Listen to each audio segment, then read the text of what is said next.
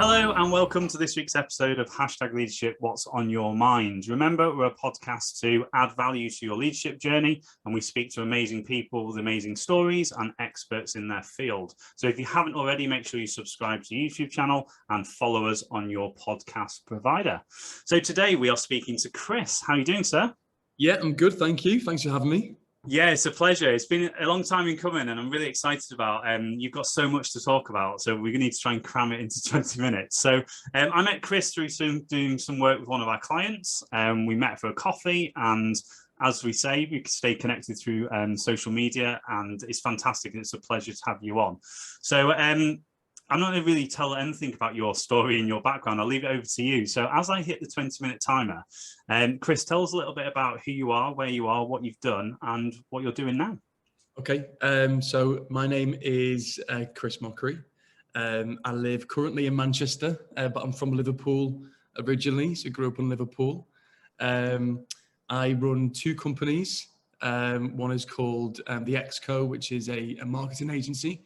And the other one is called Cohesion, which is a consultancy business that looks after mainly hospitality, but we do have some other clients from other sectors as well. And then also in my spare time, between all that, I'm also an actor as well. Yeah, so that's amazing. And we're going to link that. And again, mentioning the acting, we just had a little chat before we jumped on about how that fits into your life as well. And I really love the fact how you place that. But before we get excited and chat away, we ask 3 questions on the podcast of everybody. So we're obviously hashtag leadership, what's on your mind? What comes to your mind when you think of the word leadership? Do you know what? So many things. And I think the key thing for me, well, 2 key things, is just clarity and communication. They're like the biggest things for me as a leader, that if you can offer those to the people you work with, even to yourself, then I think you're gonna do all right. I think, clarity and just, understanding exactly what you're there to do and making sure you know how to do it. And then communication is just making sure that you're there as a support, to lead through the way, to lead through that journey. I think they're the biggest things. I think there's so many things you can talk about in terms of leadership, but for me, clarity and communication have got to be the kind of the foundations, definitely. Amazing. I love that. And do you know what made me laugh and chuckle in the background is it's so simple to say that, yeah, but then so challenging to implement that, and we'll talk about that. Yeah. So staying with you personally, we always ask people, where did their leadership journey start? So whether it's on reflection or whether there was a light bulb moment at the time, where would you go back to? Where did your leadership journey start? Do you know what? It's really difficult because actually, I don't know if there was a certain moment in my career or it just kind of happened. For me, I've had a lot of females in my life, female leaders who have been the most incredible, inspiring people.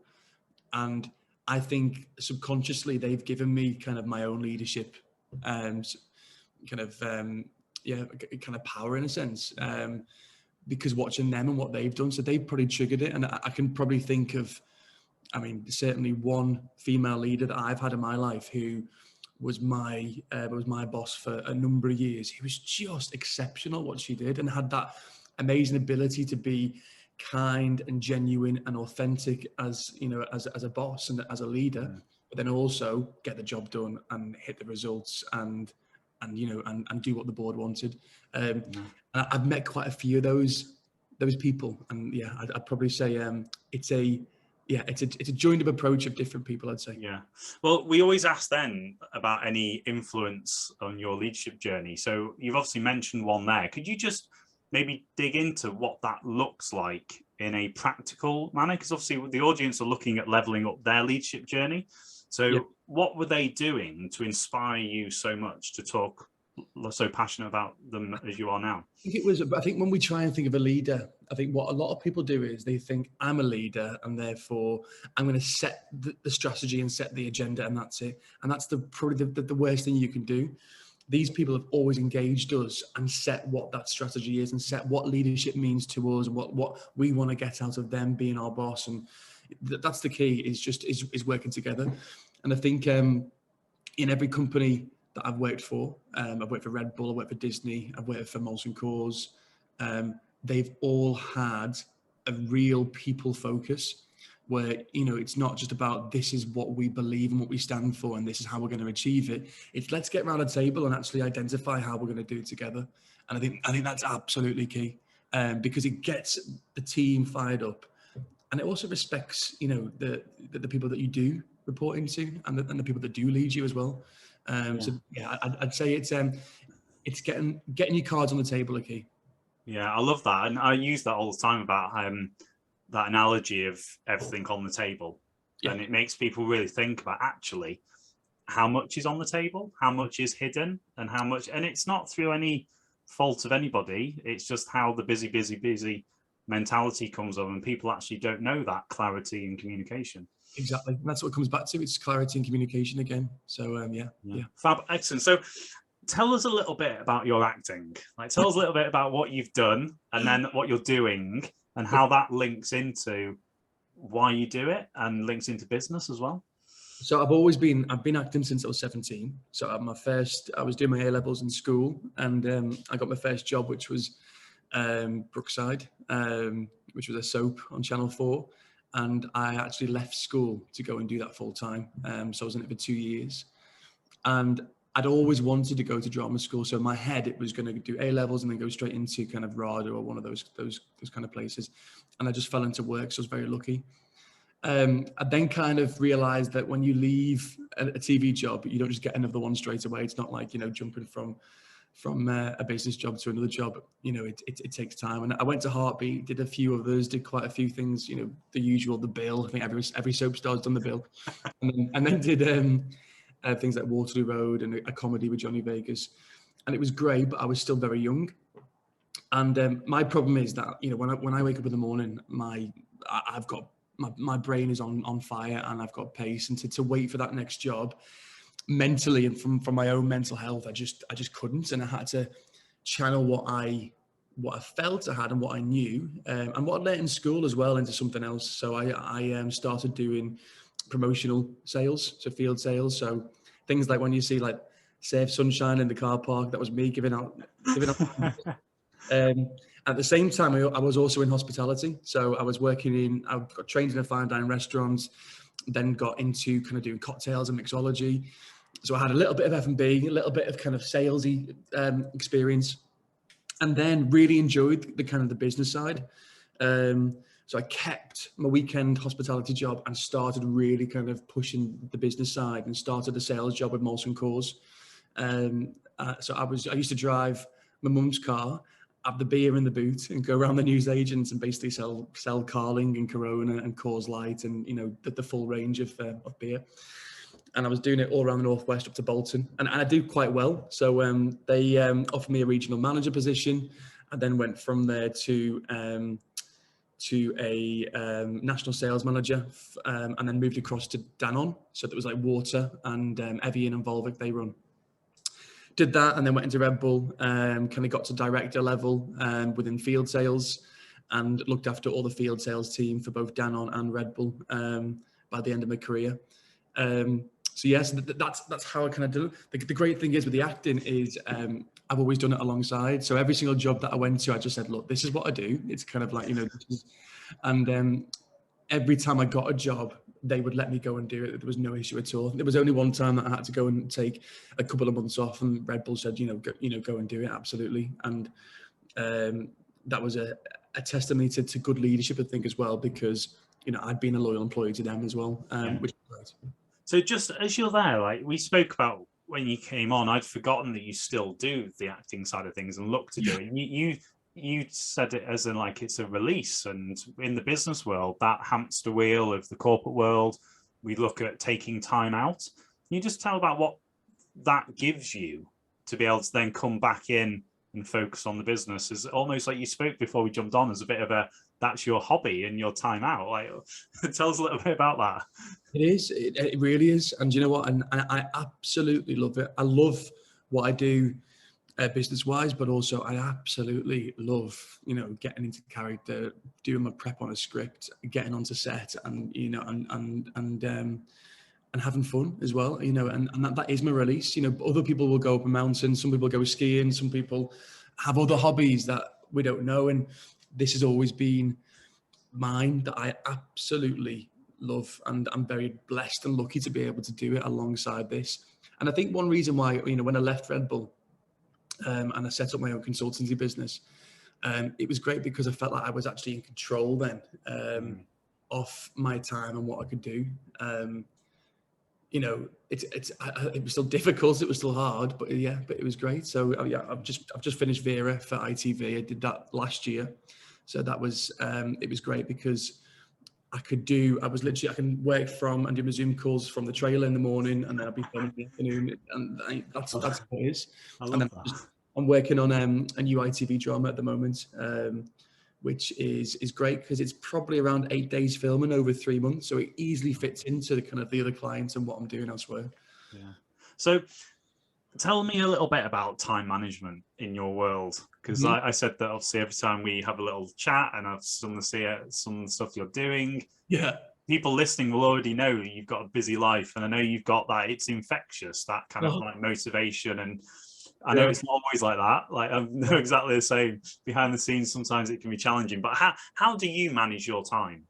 Do you know what? Time management has been probably my biggest issue. And it's something which I tell my team all about balance. So I'm brilliant at telling everybody that I work with, guys, we don't have set hours. We try and do core hours of 10 to 3, but the team that I look after, I want them to have the balance in life. So if they need to take their kids to school and pick them up, absolutely. If they need to go to the gym in lunchtime, if they've got an appointment somewhere, if they need to go and get their hair cut, we have this really open trust, really, which is, do the job, but fit it around your life. Whereas me, I sometimes struggle to adopt the stuff that I want them to do. And I think it's because the difference between kind of working for a company and then having your own company is those people that work for you, their livelihoods depend on the success of the company, and that pressure I've never felt before. When, of course, you work for another company, you just don't feel that pressure. Yeah. So I have to think of, their future as well, not just my own future. And I think anybody that has a company, that should be your priority for me, is making sure that you not have the weight, because I'm not saying you have to, have pressure and be stressed, but you should always be thinking of those people that are in your care, in a sense. Yeah. And that's why my time management sometimes is really good. I'll try and switch off. And then some weeks it will just be horrendous, and I have to be dragged away from not working too late at night. Yeah. And that also is because, I think a lot of leaders will say the art of leadership is being able to say no as well. So that's another, I'm talking about all my faults here. No, it's good. Like therapy. Is also sometimes if you have too many yeses, they can catch up on you, and that's when that time management is going to go under them. So that is where you've got to have that balance of saying no. So getting back on the positives. So it's obvious, and I'm really passionate about this element of leadership, or just being a human in business or in life in general. And I'm going to say the word people skills. Okay. And from you saying your background, what you've done, what you've been doing, it's obvious that you have that element of, through the acting, through growing up, through being able to relate different characters. Yeah. Leadership is so about like being relevant and being relatable. Sorry, that's probably the better word.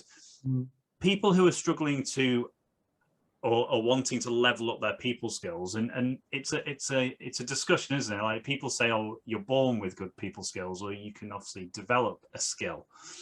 What is your thought process, and how do you help people, and how do you use your people skills in developing your team?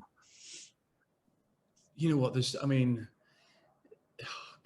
many analogies that are like popping into my head. Yeah, go for it. But it is a little bit like baking a cake as well. Is like, people are like different ingredients, and you have to understand each of the ingredients that go into that cake to make it rise and to make it brilliant and to make it, to make it a beautiful cake.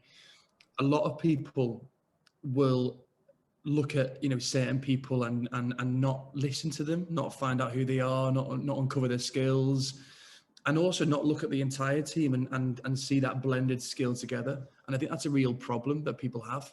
For me, the biggest thing ever for me to, to make sure that cake works and we get the right ingredients is you've got to read the room, whether that's in the interview when you first meet someone, when you go into the office in the morning, or into your co-working space, or even on Zoom, is you have to read the room and make sure that you understand the people that you are with and their skill set.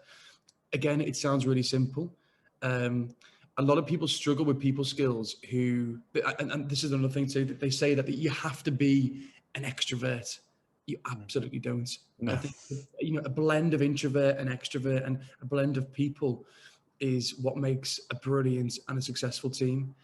In Red Bull, they do a great thing called Strengths Finder, and they actually do it on interview as well. And you read the book, the first 10 pages, then you go on and you do the test, and it gives you what your strengths are. And what they try and do in each team is make sure that you don't have too many people, off the same strengths. And I think that really helps you to navigate people skills and navigate, what people like, what they don't, how to get the best out of them as well, which is key because people learn in different ways. And I've got in the marketing agency, we've got a small team, it's only 7, but I can guarantee that I know exactly how each of them work and what they enjoy, how they, present, if they're creative, if they're more analytical. And, I can guarantee that if a task comes in, who's the best person to be on that panel to make sure that job's a success. You're right. A couple of things there came up that obviously it starts at recruitment, but also it needs you to take some time out and just observe and listen. Yeah. And people don't, the value of that is massive, isn't it? So I'm on a journey personally with building a team. You said about a small team of 7. Tell us a little bit about some of the challenges of, because there might be people listening that are developing teams and pushing them forwards. What are some of the challenges you've had and some of the aha light bulb moments that have really shone that have worked, or some of the challenges that maybe haven't worked? I think for anybody who is looking to recruit, so I've a lot of the people that I've worked with in previous companies, and they've come back to work with me. So I've had, I've got really real longevity.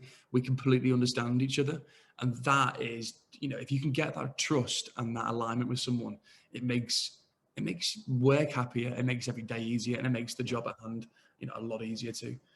But I think the biggest thing for people when they're recruiting is about, sorry, what was the question again? Just about when you're developing that team. Yeah. What does that look like? Some of the challenges and some of the things of kind of like building that team. Because again, it sounds easy, but behind the scenes, there's a lot going on as the leader, as the boss, the manager, whatever label you want to put onto it.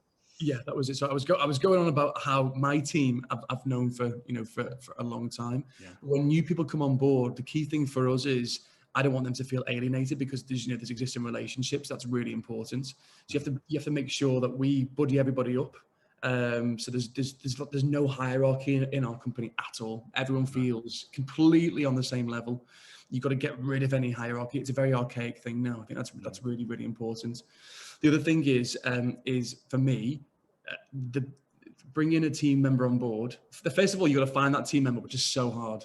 It's so hard these days. And we try and do a Zoom call to begin with, then we'll do a meetup, and then we'll do another. So we try and do 3 stages to really understand that the person's a right fit for us, and they understand our culture too. But the key thing is when they come on board is that the processes need to be in place. So a lot of companies will not have the process, and therefore they won't have the clarity. And that for me is when you can see the negative side of people or their personalities, because they are just swimming and not being led.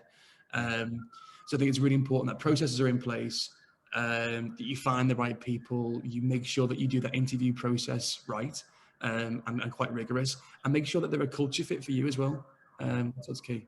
Awesome, I love that. So we've got literally about a minute left. With the mind of having, I've got a couple of things, but we'll go with one. So with obviously our audience wanting to level up their leadership, what are some of the key things? And you might have covered a couple of them already, but what are some of the key takeaways that you would give somebody in their toolbox to sort of level up their leadership journey? I always think so. Look at other leaders, like massively. You know, you be obsessed about other people that have done well. There's some amazing people on social media at the moment. I mean, this podcast as well. You'll meet amazing people on this podcast. So, you know, do your research and look. It's okay not to be. You know, don't get rid of the ego. Don't have an ego. Don't think I am the best leader, because we are always learning every single day. So that's key. Take accountability.